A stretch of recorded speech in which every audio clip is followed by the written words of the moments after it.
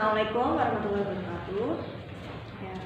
Ya, siang ini Bu Yani akan mencoba menjelaskan tentang limit fungsi trigonometri. Ini kamu sambil simak di LKS-mu itu halaman 7 ya, 7.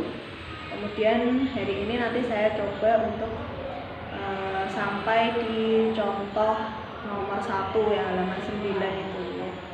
Jadi kita nanti menggunakan teorema limit fungsi. Nah, kita sebelum ke teorema sebelum ke limit fungsi trigonometri itu kita ke limit fungsi aljabar dulu yang gampang. Nah, limit, kalau kita dengar kata limit ini sebenarnya apa kok gitu ya. Limit itu kalau bahasanya orang awam itu misalnya hasil penjualan pertama, hasil penjualannya sekian, bulan kedua sekian. Nah, kita pengen tahu nanti pada bulannya tuh nilai penjualannya berapa. Nah, itu kita bisa hasil penjualan mendatang itu dengan menggunakan limit. Atau kalau secara sederhana misalnya gini ya, kalau ada suatu fungsi f(x) kemudian dinyatakan bahwa nilai limitnya itu limit x mendekati tak hingga dari f(x) itu adalah 0. Kalau kita representasikan dalam bentuk grafik itu jadi gini ya, ini pakai kartesius ya, xy. Ini nilai 0 di ordinat pusat ordinatnya 0. Nah, misalnya suatu f(x)-nya itu kalau setelah kita gambarkan bentuknya grafiknya kayak gini. Nah, maka limit x mendekati tak hingga untuk x mendekati 0 itu artinya grafik ini itu bergerak menuju tak hingga. Jadi untuk x menuju tak hingga itu berarti grafik ini tuh ke sana gitu ya. Jadi ini kalau ini kan nilai x positif, kalau diteruskan sampai sana kan nilainya menjadi tak hingga.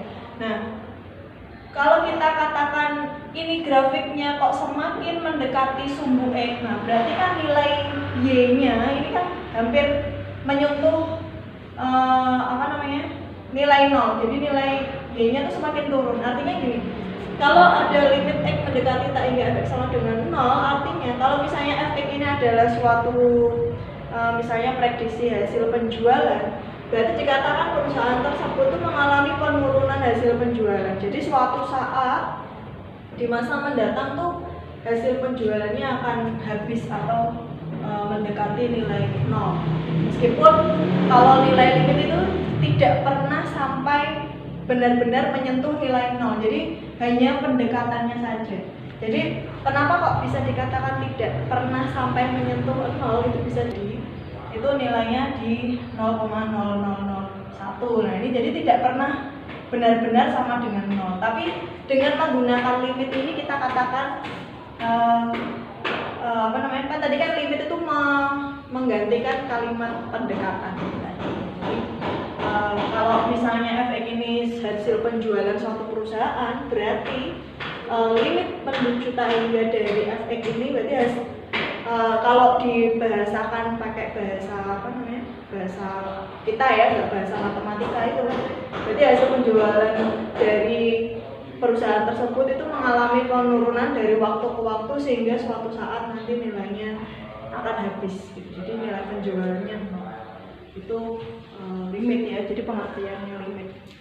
Jadi saya pengen kamu tahu jadi baca di LKS tuh kan kadang tuh sebenarnya matematika kan diciptakan untuk menyelesaikan persoalan di dunia nyata ya, tapi kadang kita terjebak di perhitungannya yang angel-angel gitu. Nah, padahal itu sebenarnya tuh menjawab persoalan kehidupan di sehari-hari. Jadi kita ada terjebak kayak gini, janjane buat apa sih gitu, maksudnya apa, itu sebenarnya juga itu bahasa sehari-hari. Cuman ya gitu. Jadi saya lanjutnya lagi ya. Itu pengantarnya dulu untuk pengertian limit. Nah, sekarang kamu sambil simak di LKS-mu tuh di halaman 9, teorema limit fungsi. Jadi untuk menyelesaikan permasalahan limit itu kita pakai ada beberapa teorema yang harus kita ketahui ya. Itu yang di kotak itu di LKS itu udah ada, jadi nggak perlu saya tuliskan lagi di sini, kamu sambil simak aja. Jadi simak video ini sambil buka LKS-mu ya. Jadi yang pertama tuh teorema yang pertama, limit X mendekati A untuk K itu berarti nilai suatu konstanta sama dengan K.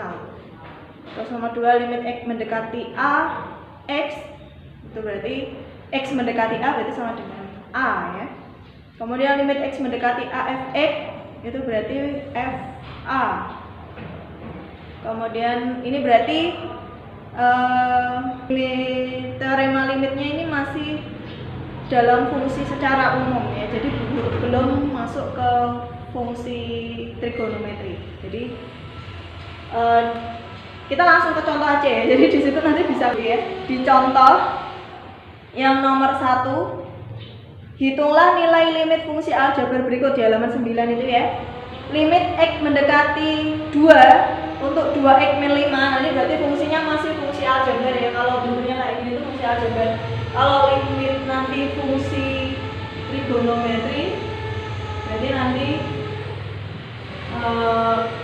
memuat sin konstan gitu ya. Tapi kita belajar yang mudah dulu, jadi pakainya fungsi aljabar.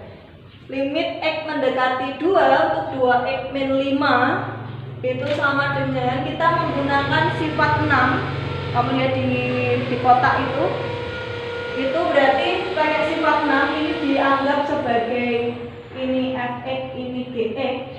Berarti kita pisahkan jadi limit Fx, limit 2x dikurangi limit 5. Kemudian dari sini ke sini kita menggunakan sifat 4. Sifat 4 limit K. Jadi kalau mengandung konstantanya bisa keluar dari operasi limit ini. Jadi di sini kan 2 kali X ya. 2-nya keluar itu menggunakan sifat 4. 2 limit X dan seterusnya, ini masih sama dengan yang atas. Kemudian limit X mendekati 2 untuk X, ini berarti sifat yang ke berapa nih? 2 ya. Ini sifat 2. Dari sini ke sini ini sifat 2. Nah, nanti 2 kali 2 kurangi. Nah, ini berarti sifat tadi ya, limit K ini ya. Dari suatu konstanta, jadi ini tidak mengandung variabel X. Kalau ini kan mengandung variabel X ya. Mengandung variabel X kita pakai sifat 2. Kalau ini limit konstanta kita pakai sifat 1 ya. Dari sini ke sini itu sifat 1. Terus tinggal kita itu 2 kali 2 dikurangi 5, berarti 4 kurang 5 hasilnya min 1. Jadi nilai limitnya min 1. Terus kemudian di contoh yang nomor 2, akar limit X mendekati 0 untuk ini ya, perkalian X plus 5 dikali X plus 5 sama dengan kita menggunakan sifat 10. Jadi operasi limitnya keluar. Nah, ini fungsinya jadi ini. Jadi operasi limitnya keluar dari bentuk akar. Nah, kemudian ini kita bisa anggap sebagai suatu Fx di mana X-nya mendekati 0, berarti X-nya, variabel X-nya kita tinggal ganti dengan nilai 0. Jadi akar 0 cos 5 dikali 0 cos 5, berarti akar 25 sama dengan 5. Masih mudah ya. Kita belum ketemu sing angel-angel. Kemudian yang nomor 3C ya, yang C. Limit X mendekati 3 untuk akar X kuadrat plus 7 per X. Nah, ini kita menggunakan sifat 8. Jadi limitnya ini pembilang dan penyebutnya sendiri-sendiri ya, terpisah. Kita pisahkan menggunakan sifat 8. Kemudian menggunakan sifat 10, ini limitnya masuk ke bentuk akar. Masuk ke bentuk akar ini. Kemudian dari sini bentuk akar ini kamu perhatikan di yang pembilangnya ya. Menggunakan sifat 5, jadi penjumlahannya ini limitnya jadi operator sendiri-sendiri. Jadi limit X mendekati 3 untuk X kuadrat, limit X mendekati 3 untuk 7. Itu ya. Kemudian kayak tadi, ini kan suatu fungsi ya, memuat hanya variabel X saja. Ini X. Berarti ini kalau mendekati 3 ya udah kita ganti aja nilai x-nya menjadi 3 ya, 3 kuadrat. Kemudian ini limit fungsi dari suatu konstanta. Tadi kalau suatu konstanta berarti kita pakai sifat 1. Pakai sifat 1 jadinya 7 bukan 3 ya. Karena di sini tidak ada variabel x-nya. 7. Kemudian ini masih 3. Jadi kan juga tadi ya, limit x mendekati 3 dari ini berarti 3 kuadrat 9 tambah 7 16, akar 16 per 3 sama dengan 4 per 3. Nah ini masih mudah ya. Nah kemudian untuk untuk latihan kamu ya, untuk mungkin tugas ya, nanti bisa kamu kerjakan mudah lah, insya Allah masih mudah. Nah yang nomor 2, hitungan nilai limit fungsi trigonometri berikut A limit x mendekati 0 dan A dan B itu kan udah ada pembahasannya tuh. Nah, coba kamu tulis ulang, kamu bentuk kayak gini. Jadi kok dari sini bisa ke sini tuh pakai sifat yang nomor berapa? Kemudian misalnya dari sini berubah dari ke sini jadi pakai sifat nomor berapa? Nah ini juga ya, dari sini ke sini berubah jadi sifat. Nah itu yang nomor 2, coba kamu kerjakan dengan kayak gini ya. Jadi kamu identifikasi itu menggunakan sifat nomor berapa saja yang digunakan di sini. Oke, sekian untuk pertemuan hari ini. Nanti itu ya tugasnya tadi ya, yang nomor 2 yang A dan B saja.